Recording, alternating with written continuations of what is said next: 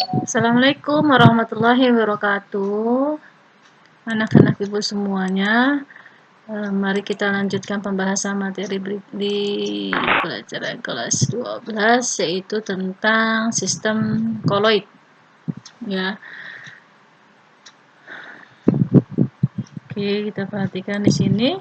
Nah, koloid itu ada yang namanya sistem dispersi, di mana keadaan suatu zat terdispersi secara merata di dalam medium. Ada namanya medium terdispersi, adanya zat terdispersi.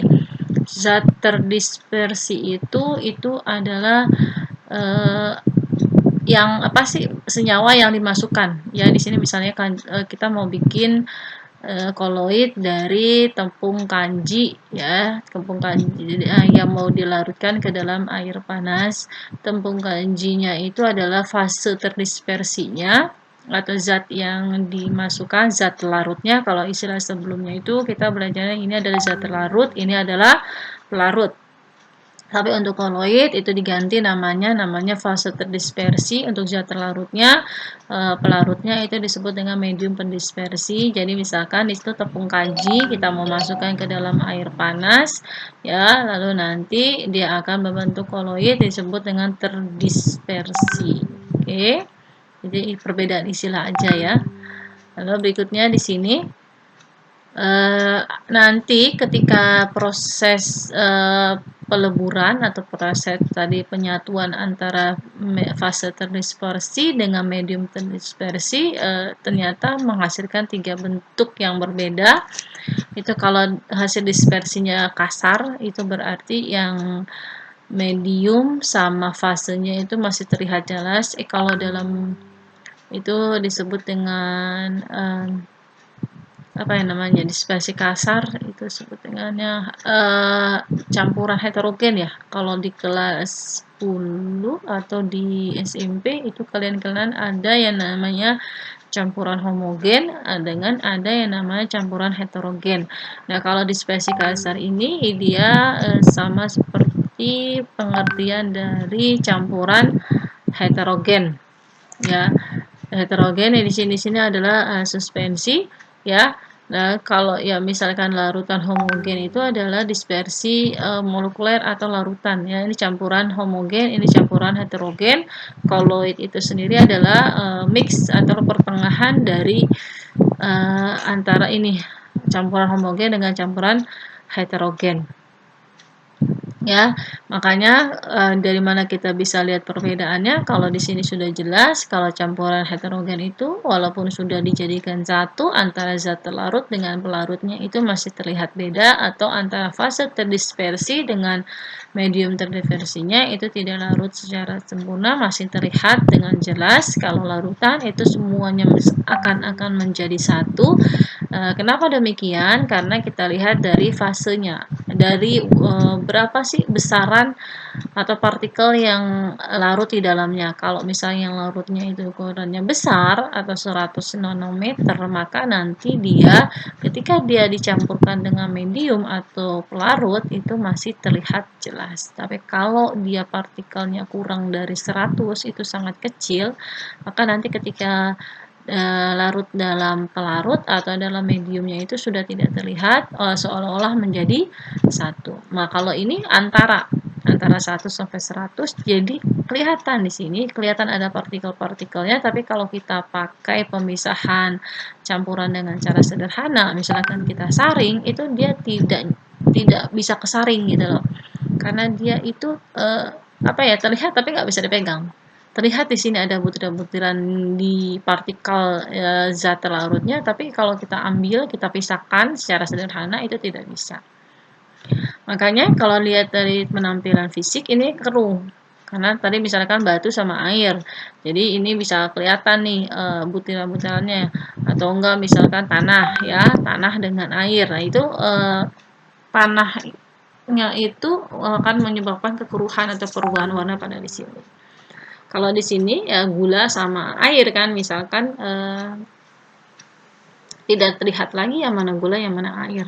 Penampilan fisiknya itu tidak bisa diamati oleh mikroskop ultra. Jadi sangat seakan-akan sama. ya, seakan-akan sama. Kalau ini dia terlihat tapi dia tidak bisa diambil, atau dia terlihat tapi bisa diamati hanya di ini, di mikroskop. Ya, itu perbedaan antara suspensi atau campuran heterogen, dispersi molekular atau larutan, atau campuran homogen, heterogen itu homogen, dan ini koloid di antara keduanya. Nah, ini juga bisa dilihat kalau misalkan perbedaan selanjutnya, kalau kestabilan, dia itu sangat mudah dipisahkan. Jadi misalnya kamu tadi air dengan campuran air dengan tanah, cara memisahkan airnya itu diendemin aja, ya diendapkan, lama-kelamaan yang karena dia berat ya, partikelnya berat, maka massa jenisnya itu akan mengendap, tinggal air yang posisi massa jenisnya itu ringan, dia akan memisah dengan sendirinya. Kalau yang larutan tidak bisa dipisahkan, sangat stabil. Kalau ini relatif, relatif itu berarti bisa dipisahkan, tapi dari cara pemisahannya tidak seperti pemisahan campuran, dia agak sedikit berbeda. Nah, ini pemisahannya, yang ini adalah pemisahan dengan cara konvensional, dengan cara yang sederhana. Kalau ini cukup dengan penyaringan saja, sudah bisa tersaring yang mana fase, yang mana medium, yang mana zat larut, yang mana pelarut. Kalau ini tidak bisa, ini tidak bisa. Maksud tadi kan saya katakan contohnya itu bisa terlihat namun tidak bisa diambil. Nah, ini ya dilanjutkan dari yang tadi, ini suspensi kasar atau heterogen, ini adalah homogen, dan ini adalah di antaranya kita sebut dengan koloid. Nah, ini ya contohnya apa aja sih? Contohnya ini air sungai yang keruh, tadi dengan air sungai yang sudah dicampur oleh tanah, terus air dengan pasir. Nah, ini kan contoh-contoh lain dari campuran heterogen. Nah, terus ini larutan gula, larutan garam, spiritus, alkohol. Nah, ini kan alkohol 70%, berarti 70-nya itu adalah alkohol, 30%-nya adalah air. Jadi alkoholnya 70% dan seterusnya. Nah, ini kalau contoh dari koloid itu sabun, susu, jelly, mentega, mayonaise, apalagi dia sambal, saus, ya itu bisa. Terus cat, tinta. Nah, dia termasuk dari koloid. Ini bahasannya banyak untuk koloid. Nah, ini jenis-jenis koloid. Nah, ini fasenya dan mediumnya. Kalau tadi itu adalah tepung kanji, kita mau masukkan ke dalam air panas ya. Tepung kanjinya itu bentuknya padatan. Ini padatan, lalu mediumnya cair, berarti mediumnya cair. Nanti ketika dia menjadi satu, ya, itu bentuk nama jenis koloidnya adalah sol. Nah, ini contohnya pati dalam air tadi, tepung kanji dalam air, itu disebut dengan sol atau bikin jelly. Makanya nanti contoh ketika kita praktekkan yang mana sih kamu saya minta untuk membuat produk makanan atau minuman yang dengan berprinsip dari koloid. Ini kamu bisa bikin jelly atau agar-agar atau puding. Ya, ini sama kan bikinnya, serbuk pudingnya itu dimasukkan di cair, kamu panaskan kan, itu menyatu jadi satu, lalu akan berubah menjadi jelly. Ya, nah ini ada berbagai macam jenisnya. Kalau susu, ya, ini susu ini cair dengan cair, ya. Nanti disebut dengan emulsi. Emulsi ini susu, mayonnaise, santan. Nah, ini termasuk. Ya, ini adalah bentuk-bentuk dari koloid. Lanjut. Nah, sifat-sifat koloid itu kalau dilihat dari optik, dari terlihat, optik itu berarti dia terlihat, ada efek Tyndall, ada efek gerak Brown, kelistrikan, jadi bisa dipisahkan. Jadi kan pertanyaan tadi bisa dipisahkan, tapi bukan tidak dengan cara sederhana, yaitu misalkan penyaringan, itu bisa dipisahkan dengan adanya elektroforesis, dengan koagulasi, dengan dialisis. Jadi ini beberapa cara untuk memisahkan senyawa koloid. Nah, gejala permukaan adsorpsi, jadi dia menyerap tapi hanya di permukaan saja. Bedakan dengan abe. Kalau abe itu nyerap keseluruhan, kalau ada cuma permukaannya aja. Ya, jadi sifat koloid itu seperti itu. Sifat yang lain itu opalesensi dan koligatif yang tidak jelas. Ini adalah sifat-sifat dari koloid. Nah, ini kita bicarakan sekarang efek Tyndall. Perhatikan, namanya efek Tyndall ini ternyata koloid itu dapat menghamburkan cahaya. Kenapa? Karena ukuran koloidnya agak besar dibandingkan larutan. Makanya contohnya itu biasanya kalau kita pagi hari atau malam hari ada lampu sorot, ada lampu nyala gitu kan, debu-debunya, udara sekitar kita itu, debu di atas sekitar itu termasuk koloid, jadi debunya itu bisa terlihat, tapi nggak bisa diambil, gitulah itu nama koloid. Jadi debu itu termasuk bagian dari koloid, jadi terlihat. Nah itu ada berkas cahayanya, ada jalannya tuh, ya. Dia ada jalan, ya ada jalan cahaya. Kenapa? Karena partikelnya itu terlihat. Jadi partikel misalnya di sini ada misalkan debu ya. Tadi kan kita bicaranya debu ya. Misalnya debu. Ini nanti debu-debu yang ada di sini terlihat nih. Dengan ada kamu pancar kamu sorot sinar, ini debu-debunya kelihatan di sini. Kalau larutan itu nggak kelihatan debunya. Nah ini pasti kelihatan debunya lah. Ini kan dia ukurannya besar partikelnya. Jadi kalau ini sama ini ada jalan cahaya. Ya, dia seperti ada jalan cahaya di sini. Oke, karena tadi ada partikelnya yang ukurannya sedang, kalau suspensi ukurannya besar. Contohnya dalam kehidupan sehari-hari,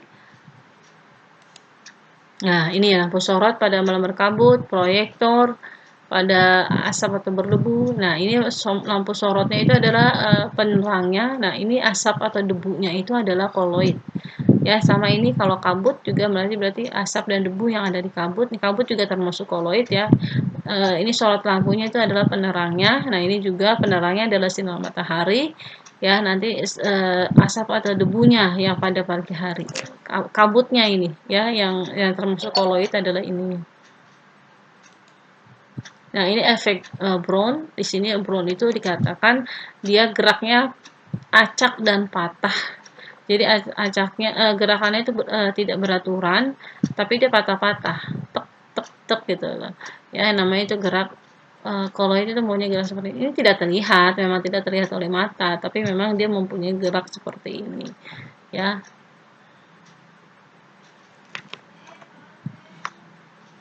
Lalu berikutnya di sini. Nah, ini elektroforesis, ini adalah gerakan partikel koloid di bawah pengaruh medan listrik. Yang tadi saya bisa katakan ini salah satu cara kita untuk memisahkan koloid ya. Jadi koloid itu ternyata dia mengandung muatan. Jadi dengan kalau mengandung muatan maka pasti prinsip dasar kimia dasar fisika yang mengatakan tarik menarik itu lawan jenis, tolak menolak itu tolak menolak itu sama jenis, itu berlaku untuk di sini. Jadi misalkan ini suatu larutan koloid, lalu karena dia mempunyai muatan, ketika kita mau masuk ditaruh di sini lempeng elektroda, lalu kita masukkan ke sumber arus, kalau dia memang beda muatan, ini yang kuningnya itu adalah yang muatannya positif karena dia tertarik ke yang bermuatan negatif ya. Jadi koloid itu memang suatu senyawa yang memang ada muatannya sehingga bisa dipisahkan. Jadi cara pemisahan koloid bisa dengan cara elektroforesis dengan adanya pengaruh dari medan magnet atau kutub magnet dari sumber arus listrik nih. Ini medan listriknya.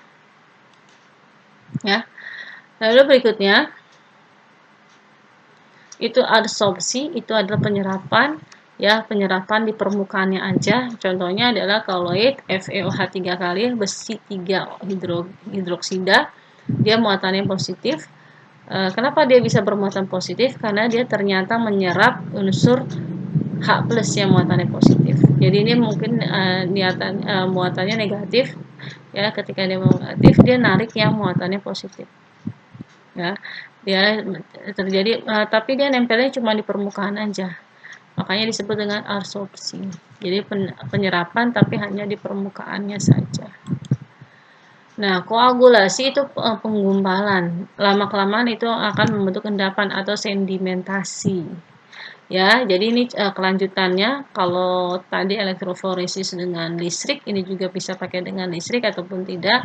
Ini caranya dia dirusak dulu stabilitas. Jadi koloid itu bentuknya stabil. Kalau stabil itu artinya kalau tidak dipengaruhi apapun itu dia akan selama-lamanya bentuknya seperti itu. Tapi jika dikasih dikasih apa namanya, dikasih zat, ditambahkan zat atau dikasih perlakuan tertentu, maka dia akan rusak. Dia akan rusak sehingga nanti partikelnya akan lebih berat. Jadi dia mengendap.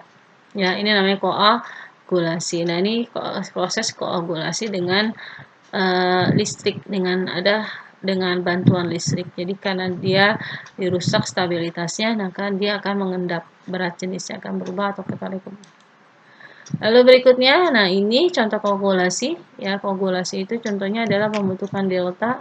Jadi bagaimana kita membuat suatu dataran di muara sungai. Jadi dataran kan delta ya. Terjadi pengendapan dulu, pengendapan di sungai, lama kelamaan dia nanti mengeras menjadi dataran atau pembentukan apa sih, karet dalam lateks dengan asam format. Jadi karet itu ditambahkan asam format, dia jadi kayak gel gitu ya. Dia mengendap, jadi bukan menggumpal gitu lah, di gumpalan-gumpalan. Nah ini, kalau ini membersihkan, dia untuk membersihkan air, jadi penjernihan air itu bisa dengan menambahkan tawas ya. Kalau tawas itu berarti dia menggumpalkan lumpur-lumpur yang tadi sehingga airnya lebih jernih. Jadi partikel-partikel pengontor dari air sungai itu akan tertarik oleh tawas gitu kan, diikat oleh tawas sehingga nanti dia berat jenisnya menjadi berat sehingga nanti dia turun. Kalau berat jenisnya lebih berat pada air kan dia akan tenggelam ya. Itu akan terbentuk yang namanya endapan atau sedimen. Atau yang dalam industri pabrik itu dia bisa dengan cara kotrel. Jadi kotrel ini juga bisa untuk elektroforesis ya, karena dia pakai listrik. Jadi memisahkan ini kan pabrik itu ada gas buangannya. Gas buangannya itu biasa, kalau asap itu kan termasuk bentuk salah satu bentuk dari koloid ya. Koloid itu tadi sudah dijelaskan di awal, dia mempunyai muatan ketika dia dimasukkan ke suatu alat namanya kotrel. Nanti di sini ada kutub positif, ada kutub negatif. Nanti gas-gas yang berbeda jenis itu akan tertarik satu dengan yang lain ya, nanti mengendap di sini. Kalau ketika dia tertarik ke sini, lama kelamaan kan jadi berat ya, ngumpul semua jadi sini, jadi koagulasi, dia menggumpal, saya mengendap jadi keras. Yang partikel-partikel debu yang ada di asap tersebut akan berkumpul semua jadi satu kemarin. Nanti ketika dibuang ke udara luar itu dia sudah tidak ada partikel debu yang berbahaya lagi karena dia sudah lebih bersih asap kandungannya itu. Jadi ketika ada pabrik dengan memakai sistem kortel seperti ini, nanti gas buangannya tidak berwarna kehitaman lagi, tapi tidak berwarna. Ya, seperti oksigen, karbon dioksida dan seterusnya, itu dia tidak berwarna. Yang berwarna kehitaman itu biasanya ada zat pengotor dari sisa hasil pabrikan. Lalu apa yang disebut dengan Liophil dan Liophov? Liophil dan Liophov itu adalah daya tarik menarik dengan mediumnya. Biasanya itu kalau dengan cair dengan air ya. Ya, biasanya itu mediumnya adalah air. Jadi kalau hidro itu berarti dia suka air. Jadi ini adalah koloid yang sangat tertarik dengan air. Fobia itu berarti dia tidak suka dengan air, dia atau daya tarik dengan airnya itu lemah. Kalau kita bicara di sini adalah air, ya. Jadi feel itu like, suka gitu kan. Kalau di sini kita bicaranya mediumnya adalah air, berarti hidro, suka dengan air. Kalau alkohol, kolofil ya. Jadi ini suka dengan alkohol feel gitu ya. Tergantung dengan mediumnya. Tapi memang lebih dibahas itu dengan mediumnya air. Karena medium air itu lebih ramah terhadap lingkungan, terus sama kita juga lebih bagus gitu kan ya. Kalau produk kosmetik aja kan banyak produk kosmetik itu bentuknya adalah koloid. Kalau berbahan dasar dari air gitu kan, kulit muka kita, kulit badan kita itu lebih nyaman ya, karena sesuai dengan badan kita kan mayoritas adalah air. Dibandingkan dengan alkohol itu kan dia akan berbeda gitu ya. Makanya lebih dikembangkan adalah alat koloid yang berbahan dasar air ya. Ya ini sekali lagi hidrofil itu berarti dia suka dengan mediumnya. Kalau mediumnya air maka hidrofil. Kalau tidak suka dengan mediumnya, kebetulan di sini mediumnya adalah air maka hidrofob. Lanjut di sini ya. Perbandingannya kalau hidrofil itu mengadsorb, jadi dia bisa apa ya namanya, bisa menyerap mediumnya, terus konsentrasinya lebih besar, tidak mudah menggumpal kalau ditambahkan elektrolit. Kalau hidrofob itu kan dia mudah menggumpal karena dia memang tidak suka dengan mediumnya, jadi kalau ada gangguan sedikit dia langsung pergi dari mediumnya gitu loh. Kalau ini kan dia memang suka ya, ibaratnya kamu kalau suka sama teman, mau ditentang apapun oleh orang lain, itu kamu nggak bakalan pergi gitu kan. Tapi kalau di sini memang dasarnya nggak suka. Jadi ketika ada gangguan dikit itu langsung pergi deh gitu ya. Dan maka ini tidak mudah dikumpalkan, kalau ini sangat mudah dikumpalkan. Nah, ini efek lainnya. Reversible, dia tidak reversible, vikositasnya sama. Lalu di sini efek tidalnya lemah. Tadi efek tidal itu adalah berkas cahaya ya. Jadi kalau ini hidrofob karena dia memang tidak suka, jadi kelihatan banget gitu lah istilahnya. Kalau kamu suka sama orang, eh, terlihat efek tidalnya itu lemah, kalau ini terlihat jelas. Nah, pembuatan koloid, itu koloid kan merupakan senyawa yang pertengahan dari suspensi dengan larutan kan, maka cara pembuatannya juga bisa dari dua hal tadi, dari suspensi berubah menjadi koloid atau dari koloid dari larutan berubah menjadi koloid ya. Kalau dispersi itu berarti sumber awalnya adalah dalam bentuk suspensi, dari suspensi kamu mau rubah ke koloid. Kalau kondensasi itu dari larutan menjadi koloid ya. Nah, ini tadi saya bilang dispersi itu adalah cara mengubah larutan atau segala sesuatu dalam bentuk dispersi itu dalam suspensi dalam bentuk koloid. Kan tadi kan kalau suspensi itu kan ukuran partikelnya besar ya. Jadi kalau mau merubah dalam bentuk koloid biasanya itu partikel-partikelnya itu dikecilin, di apa sih? Lebih sama seperti ukuran di koloid 1 sampai 100 mikro.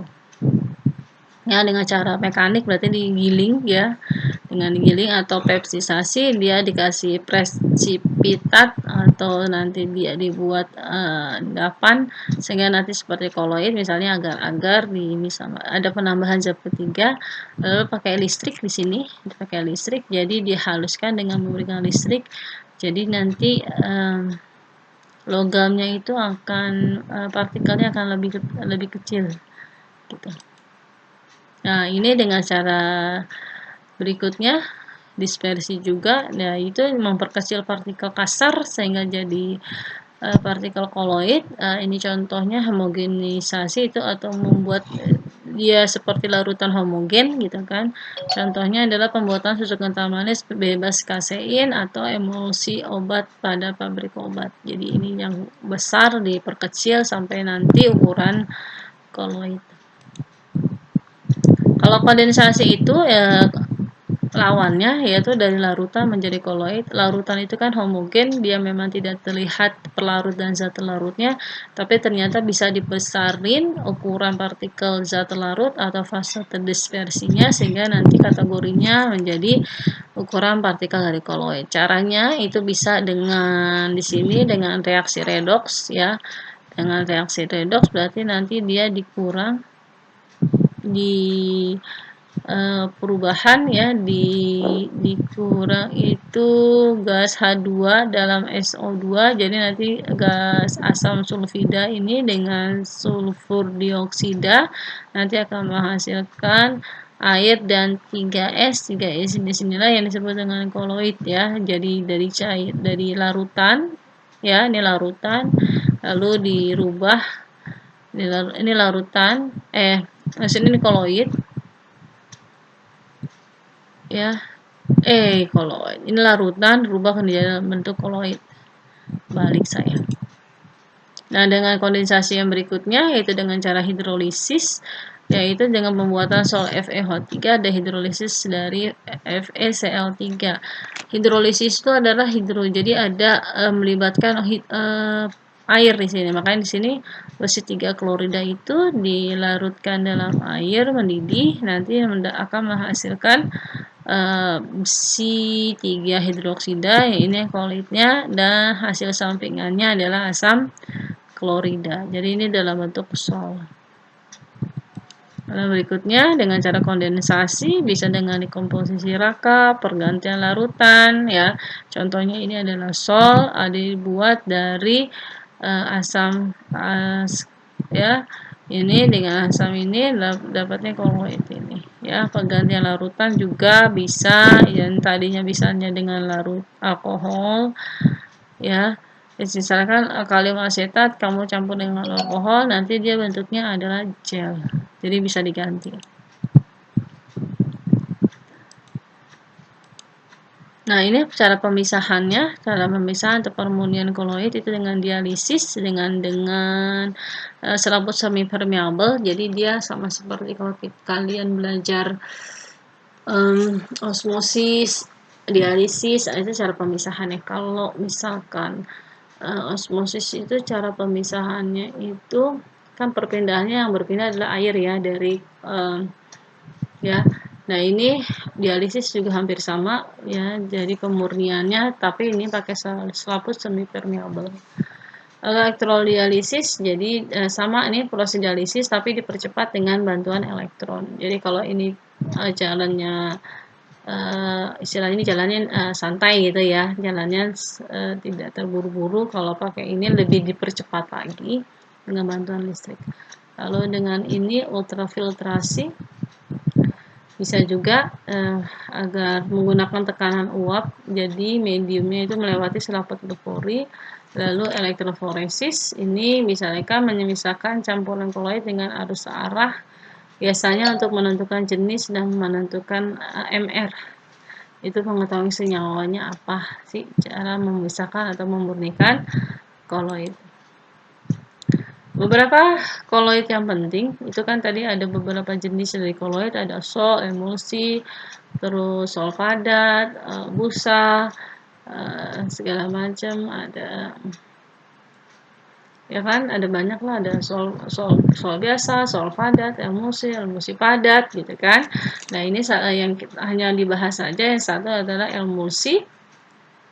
Nanti emulsi itu ada dua kategori, emulsi minyak dalam air. Jadi ini tergantung medium pendispersinya apa. Kalau medium pendispersinya ini dalam air, ya kan, atau dalam minyak, kita mempunyai contoh yang berbeda.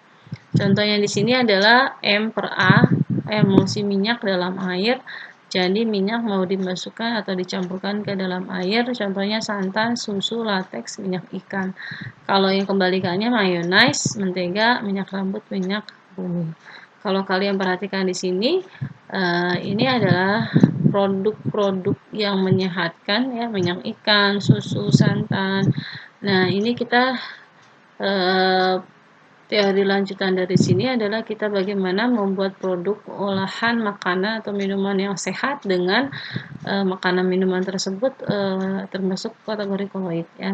Jadi nanti kalian akan membuat praktek bagaimana membuat cemilan atau makanan yang sehat. Kenapa kita perlu, kalian itu udah SMA ya, dalam artian kalian sebenarnya sudah, setelah lulus dari sini pun dengan sudah memasuki usia yang siap untuk nikah gitu kan istilahnya, atau enggak kalian perempuan itu dianjurkan untuk bisa menguasai berbagai macam masakan. Yang kita perhatikan adalah untuk diri sendiri juga nggak apa-apa, misalnya kan posisinya kalian ini remaja, masa remaja itu kadang-kadang kalian tuh makanan cemilan yang tidak menyehatkan, makanan yang tidak ada kandungan gizinya, makanan snack gitu kan ya. Padahal kalian anak IPA ya, dimana kalian sudah tahu kalau makanan sehat itu makanan yang harus balance dengan kebutuhan kita yang sesuai dengan asupan gizi kita, karena untuk menghindari kesehatan pada tubuh ya. Kesehatan pada tubuh. Memang kalau saya perhatikan dari kalian itu pola makannya lebih banyak ke junk food atau makanan cepat saji yang mungkin terlihat enak gitu tampilannya, tapi kandungan gizinya atau memang karbohidratnya itu melebihi dari kapasitas. Makanya banyak dari permasalahan yang ada di kalian itu salah satunya adalah obesitas, kegemukan gitu kan. Nah, untuk kenapa obesitas itu sebisa mungkin kita hindari ya, karena nanti jatuhnya adalah apa ya, pede, kepercayaan dirian kalian itu. Memang ada banyaklah, bukan ada, banyaklah orang yang memang berbadan besar tapi PD-nya, percaya dirinya kurang, tapi yang jadi masalah itu adalah berbadan besar tapi kepercayaan dirinya itu menjadi rendah karena merasa dirinya tidak cantik, tidak apa gitu kan ya. Jadi mungkin saya kaitkan lagi dengan pelajaran ini karena ini juga berkaitan dengan produk olahan. Tugas kalian berikutnya yaitu kalian bagaimana membuat produk olahan yang menyehatkan, sehat, sesuai dengan gizi, asupan gizi kalian dan sebagai remaja. Diperhatikan apalagi remaja putri, kalian itu kondisi badannya harus dibuat sebagus mungkin. Makanya ada penambahan tablet darah dari sekolah yang didistribusikan oleh puskesmas. Kalian tuh jangan malas untuk minum karena untuk masa depan kalian juga. Kalian calon ibu ya, calon ibu, makanya kandungan gizi atau kandungan besi dalam darah itu harus sesuai, harus cukup ketika nanti kalian siap untuk melahirkan, calon anak kalian itu dalam keadaan sehat. Nah, sekarang praktek percobaannya itu adalah bagaimana kalian membentuk atau membuat susu dari kedelai, ya. Susu di mana itu merupakan salah satu makanan yang mengandung, ya tadi bukan mengandung ya, makanan yang memang berupa wujud dari koloid ya. Terus dia menyehatkan, apalagi kedelai dia sangat menyehatkan untuk tubuh, bergizi, dan saya harapkan kalian bisa membuatnya. Jadi ketika kalian untuk pemenuhan gizi itu kalian bisa membuat produk olahan sendiri. Jadi memang kalian tahu gitu loh bahan dasarnya tuh bagaimana ya. Nah, ini saya katakan, jadi kalian itu suatu remaja yang sedang mengalami pertumbuhan fisik, ya, fisiknya sangat pesat, itu sangat cepat, itu sangat besar. Lalu ada maturase, kematangan seksual, karena nanti kalian sudah akan siap untuk berumah tangga, gitu kan ya. Apalagi yang perempuan itu sebagai persiapan untuk mempunyai calon ibu. Nah, itu pemenuhan gizinya harus mutlak, harus perlu gitu kan. Defisiensi gizi itu kalian jangan berpikir oh saya calon ibunya jangka waktunya lama gitu kan ya, jangka waktunya lama, nanti aja saya perbaikan gizinya tuh ketika calon sudah menjadi ibu dalam masa hamil. Tidak begitu. Memang kalian itu pemenuhan gizinya dari masa sekarang, dari masa remaja. Makanya berbagai macam program pemerintah yang sudah diterapkan di sekolah kita, tadi salah satu yang saya sudah sebutkan itu adalah penambahan tablet tambah darah ya kan, ya setiap hari Jumat saya berikan atau seminggu sekali saya berikan kepada kalian. Itu kalian harus minum ya untuk menghindari defisiensi gizi, atau kalian makan makanan yang sehat, makanan yang sehat, karena berhubungan kita lagi sedang belajar tentang kimia. Salah satu produk koloid itu adalah susu ya, jadi nanti kalian saya minta untuk membuat makanan sehat yaitu susu. Ya, kita ambil kedelai ya. Jadi nanti kita akan mempraktekkan pembuatan susu kedelai. Adapun caranya, ini bahan-bahan yang harus kalian siapkan: biji kedelai 1 kg, air mineral 10 liter, gula, garam, daun pandan. Nah, ini kalian perhatikan semuanya itu berasal dari alam, tidak ada zat tambahan yang memang merugikan untuk kesehatan. Ya, semuanya itu bagus untuk kesehatan kalian. Caranya dicuci, direndam itu dilama ya. Jadi kalau kita mau praktek di rumah itu jadi lama. Jadi ketika nanti kan kita blender ya, kita rebus, kita blender, jadi memang lebih mudah. Sama kayak kalian bikin bubur kacang hijau, ya, ke bubur kacang hijau untuk memudahkan kalian prosesnya itu direndam dulu, ya, direndam selama 8 jam, lalu dicuci lagi, dibuang lagi kulitnya sampai bersih, lalu kalian blender, ya, yang tadi sudah direndam itu kalian blender, nah itu lalu disaring, habis disaring direbus itu untuk mensterilkan susu, lalu dikasihkan gula dan daun pandan. Kalau mau pakai perasa yang lain boleh tambahkan di sini, tapi perasanya harus perasa yang berbahan yang untuk makanan ya, jangan untuk yang lain. Di sana lalu kita minum. Ini ada video cuplikan dari kakak kelas kalian yang telah membuat uh, susu kedelai, ya. Uh, Perhatikan di sini dia direbus dulu. Ini dia sudah direndam dulu di rumah, direndam terus direbus, bijinya diambil gitu kan, bijinya diambil di blender biar nanti lebih itu lagi, lalu disaring, ya, lalu disaring. Setelah itu baru bisa kalian ambil, disaring, nanti baru dikasih perasa itu yang netral aja, gula, garam, ya kan, nanti baru bisa diminum. Nah, disaring tuh. Jadi sekali lagi, biji kedelai ini kalian rendam 8 jam minimal, lalu kalian rebus, sudah rebus, diangkat, lalu kalian blender ya supaya sari-sarinya keluar, baru kalian saring. Nih, di blender lalu kalian saring, baru kamu bisa menikmati susu kedelai ini. Ini adalah tahapan yang sudah dikerjakan oleh kakak kelas kalian. Demikian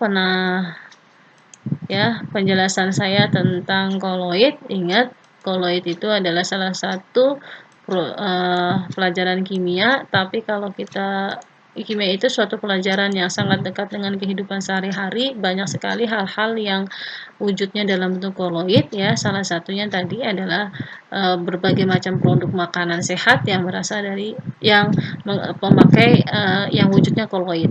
Jadi tadi setelah kalian belajar tentang definisi ini, nanti kalian mempraktikkan bagaimana cara membuat makanan sehat untuk pembuangan gizi kalian. Kalian itu harus memperhatikan pola makan, jangan sampai menyesali kemudian hari, karena kalian itu saat dalam masa tumbuh kembang, ya, masa pertumbuhan, apalagi untuk seorang wanita untuk kematangan maturasi, untuk persiapan kalian untuk melahirkan, untuk punya anak. Demikian penjelasan saya. Terima kasih. Assalamualaikum warahmatullahi wabarakatuh.